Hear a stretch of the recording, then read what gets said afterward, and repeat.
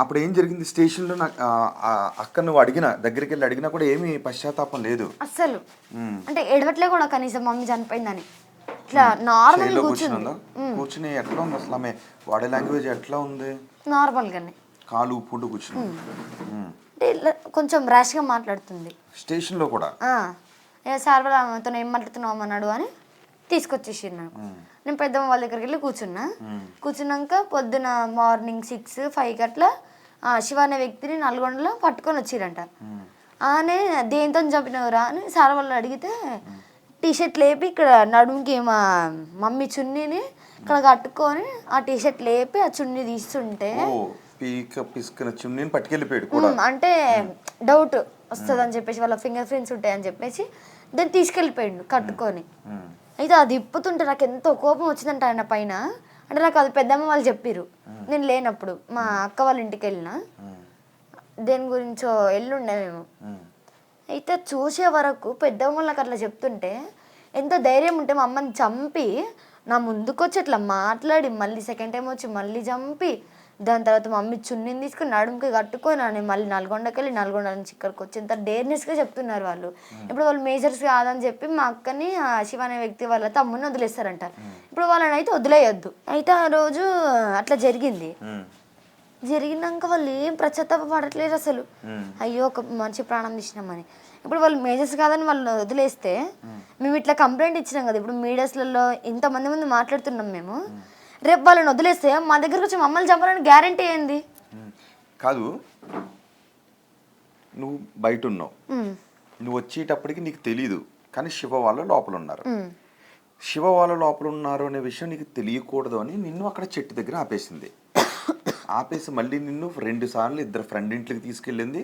తర్వాత అక్క వాళ్ళ ఇంటి దగ్గర కూర్చోబెట్టింది. ఆ తర్వాత మళ్ళీ నువ్వు వచ్చి చూసిన తర్వాత అమ్మ కొన ఊపిరితో ఉంది, నీకు భయం వేసి 108కి అది కాల్ చేసావు. ఒకవేళ ఇన్ కేస్ శివ లోపలుండి చంపటం నువ్వు ఏదైనా కిటికీలోంచి చూసుంటే నీ పరిస్థితి ఏంటి? నేను అరిచి ఉండేదాన్ని కదా అప్పుడు. మమ్మీని ఎందుకు చంపుతున్నారు, ఎందుకు కొడుతున్నారు అని నేను ఇంట్లోకి వచ్చి అరిచి ఉంటే నన్ను కూడా చంపేసేవాళ్ళు. ఇప్పుడు అంత పెద్ద మనిషిని మా మదర్నే చంపినంటే నేను ఒక లెక్కనా వాళ్ళకు? తిప్పి కొడితే 10 years లేవు నాకు, నేను ఒక లెక్కనా వాళ్ళకు? నేను కూడా చంపేస్తుంటారు. నేను కూడా చనిపోయి ఉండేదాన్ని ఇప్పుడు. అంటే దేవుడు నన్ను అట్టే తీసుకెళ్ళిపోయింది. ఇంకా నువ్వు వద్దు అని చెప్పి ఆ రోజు నేను ఒకవేళ అక్కని ఎదిరించి పెట్టేసి వస్తాను ఇంటికి వచ్చుంటే కొడుతుంటే నేను చూసి అరిసి ఇదంతా జరిగిన తర్వాత నన్ను అమ్మని ఒక దగ్గర వేసి చంపేసి వెళ్ళిపోతుండే. వాళ్ళందరూ ముగ్గురు ఎస్కేప్ అయిపోతుండే. ఇప్పుడు మా అక్క వాళ్ళ తమ్ముడు మేజర్స్ కాదని వదిలిపెట్టేస్తే ఇప్పుడు వాళ్ళు మా మమ్మీని చంపిర్రు. ఇప్పుడు మమ్మల్ని చంపాలని మా పెద్దమ్మ వాళ్ళని మా ఫ్యామిలీని ఇంకేమైనా చేయరని మాకు గ్యారంటీ ఏంది? అంటే వాళ్ళ మదర్ కూడా ఏం మాట్లాడుతుంది, నా కొడుకు కరెక్ట్ పనే చేసిండు, మంచిగానే చంపిండు. వాళ్ళ అమ్మకి ఏం తెలుసు అసలు? వాళ్ళ అమ్మ ఎవరు? వాళ్ళ ఊరు తెలియదు, వాళ్ళ పేరు తెలియదు, వాళ్ళు ఎక్కడ ఉంటారో తెలియదు, వాళ్ళ ఏ కులం, వాళ్ళ డీటెయిల్స్ కూడా తెలియదు మాకు. వాళ్ళు కూడా అంటే ఇట్లా నువ్వు చంపేసేయని ఎంత అది ఏమంటారు, సపోర్టింగ్ వాళ్ళ ఫ్యామిలీ వాళ్ళ అమ్మమ్మ కాల్ చేసి నువ్వు ఆమెను చంపేసి ఒక బస్తలో వేసేసి కట్టాడు పడేసిరా, నువ్వు ఆ పెద్ద పాపని తీసుకొని వచ్చేసి. చంపేటప్పుడు వాళ్ళ అమ్మమ్మ కాల్ చేసిందా? అది ఇవన్నీ మాకు సార్ వాళ్ళు చెప్తే సార్ వాళ్ళకి సార్ అంటే ఈ శివ వాళ్ళు సార్ వాళ్ళకి చెప్తే సార్ వాళ్ళు మా పెద్దమ్మ వాళ్ళకి చెప్తే పెద్దమ్మ వాళ్ళు నాకు చెప్పారు. అసలు ఏమనిపించింది అని చూస్తా చెప్పు. ఎవరిని చూస్తే? శివని మీ అమ్మని చంపింది శివ, చంపించింది మీ అక్క అని చూసినప్పుడు నీకు వచ్చిన కోపం ఏంటి? నాకు నా ముందు నేను చంపేసేదాన్ని. అంటే నేను చిన్నగా ఉన్నా కూడా కొట్టేదాన్ని. నేనైతే చంపేంత లేదు కానీ నాకు కొట్టేదాన్ని. అసలు నాకు వాళ్ళు ఇప్పటికి కనబడ్డా కూడా నేనేం చేయకపోయినా మా పెద్దమ్మ వాళ్ళు మాత్రం ఊరుకోరు. ఎందుకంటే ఒక నిండు ప్రాణాన్ని తీసిరు. ఇప్పుడు నాకు పోయిన సంవత్సరం February 11కే మా డాడీ బేకరీకి వెళ్తూ డ్యూటీకి వెళ్తూ ట్యాంకర్ వచ్చి గుద్దేసింది. అట్లా February 11కి మా డాడీ చనిపోయింది సండే రోజు. మా డాడీ చనిపోయి 1 సంవత్సరం అయింది అంతే. ఇప్పుడు ఈ నెక్స్ట్ ఇయర్ 2024లో మా డాడీ చనిపోయింది. ఇప్పుడు 2025లో మా మదర్ చనిపోయింది. ఇప్పుడు నాకు అమ్మ నాన్న ఎవ్వరు లేరు. మా కుటుంబానికి న్యాయం జరగాలి, వాళ్ళు బయటికి రావద్దు.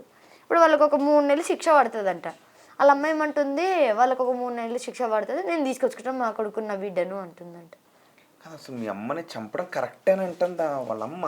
ఆ మాటలు వింటే ఏమనిపించింది నీకు? నాకు అసలు వాళ్ళ అమ్మ ఎవరో తెలియదు మాకు. అలాంటి వాళ్ళ అమ్మ కరెక్ట్ అని ఎట్లా అంటది? లేకపోతే మళ్ళీ నిన్న మాట్లాడుతుంది, నాకు ఏం చేస్తారో తెలియదు, నా కొడుకైతే నాకు కావాలి అంటే ఫస్ట్ రోజంతా నవ్వుకుంటూ మాట్లాడింది. ఈడ నేను నా అమ్మ పోయి నేను ఏడ్చుకుంటూ కూర్చుంటే వాళ్ళ అమ్మ అక్కడ మీడియాలో అంత నవ్వుకుంటూ పడి నవ్వుకుంటూ మీడియా ముందు మాట్లాడుతుంటే మీడియా వాళ్ళు అసలు ఇలాంటి విషయాలన్నీ బయట పెట్టి ఇవన్నీ చూపించి ఇప్పుడు ఇన్స్టాలో కానీ ఫేస్బుక్లో ట్విట్టర్లో ఇవన్నీ పెట్టి పోస్ట్ చేసి ఇలాంటివి అన్నీ మా వయసు వాళ్ళు చూసి ఇంకా మనం కూడా మన మమ్మీ వాళ్ళని చంపేసి ఇంకా 3 నెలలు బయటకు వస్తాం మనం కూడా. ఇలాంటి వాటిని చూసి మాకేం కాదు. ఈ మీడియా వాళ్ళు కూడా ఫుల్, నేను ఆ రోజు ఏడుస్తుంటే గాంధీ భవన్లో ఎడవనియట్లేదు నేను అసలు. ఆ రోజు కూడా తీసుకొచ్చేసి మాట్లాడు అంటే నా అమ్మ చనిపోయి నేను ఏడుస్తున్నా. ఇలాంటి టైంలో అడగండి చెప్తా. అప్పుడు నేను నా అమ్మను పట్టుకొని ఏడుస్తుంటే అక్కడి నుంచి నన్ను గుంజుకొచ్చి అంత బలవంతం చేసిన అతను ఏం జరిగింది అనేది నీకే తెలుసు కదా. ఆ అక్క తప్పించుకోవడానికి ప్రయత్నం చేస్తుంది కదా. ఎదురింటి వాళ్ళు కూడా ఏం చెప్పారు, వాళ్ళు కూడా లోపలికి వస్తే రానియట్లేదంట కదా, వద్దు రావద్దు లోపలికి అందంట కదా. సో అందుకని ఏం జరిగిందో నువ్వు చెప్తేనే అందరికీ తెలిసింది. ఫస్ట్ అక్క ఎంత దుర్మార్గంగా కిరాతకంగా బిహేవ్ చేసిందో నువ్వు చెప్తేనే కదా తెలిసింది. సో అందరికి అప్పుడు భయం వేసిందన్నమాట, ఇలాంటి అక్క కూడా ఉంటుందని అనిపించింది. సో వాళ్ళు ఎవరైనా వస్తుంటే రానిలేదు లోపలికి, అడ్డుకుందా వాళ్ళందరినీ? రానివ్వలేదు. ఇప్పుడు నా మమ్మీ లేదు కాబట్టి మా కుటుంబానికి ఏదో ఒక న్యాయం జరగాలి. మా మమ్మీ TSSలో జాబ్ చేస్తుంది. ఆ జాబ్లో శాలరీ మంత్లీ నాకు వేస్తే నా పై చదువులకి నాకు ఏమైనా ఉపయోగపడతాయి అంటే డిగ్రీ ఇంటర్ వీటికి. అప్పుడు మమ్మీ డ్యూటీ నాకు ఇచ్చినా పర్లేదు, నేను మేజర్ అయినాక, లేకపోతే నేను ఏదన్నా ఇంకొక జాబ్ పైన ఇంట్రెస్ట్ చూపిస్తే ఆ జాబ్ ఇచ్చినా పర్లేదు నాకు. కానీ మా కుటుంబానికి మాత్రం న్యాయం జరగాలి, బయటకు రావద్దు. తల్లి ఓకే. అసలు అమ్మ నువ్వు అక్క కదా, ఎలా ఉండేవారు మీరు? ఎంత ఆప్యాయతగా ఉండేవారు? నేను మా మమ్మీ మా అక్క. మా మమ్మీ అయితే ఇద్దరిని సేమ్, ఏ బట్టలు కొన్నా ఏమన్నా కుట్టించినా లేకపోతే బయట ఏమైనా రెడీమేడ్ కొనుక్కొచ్చినా కూడా ఇద్దరికి సేమ్ ఇద్దరికి సమానంగా ఏదైనా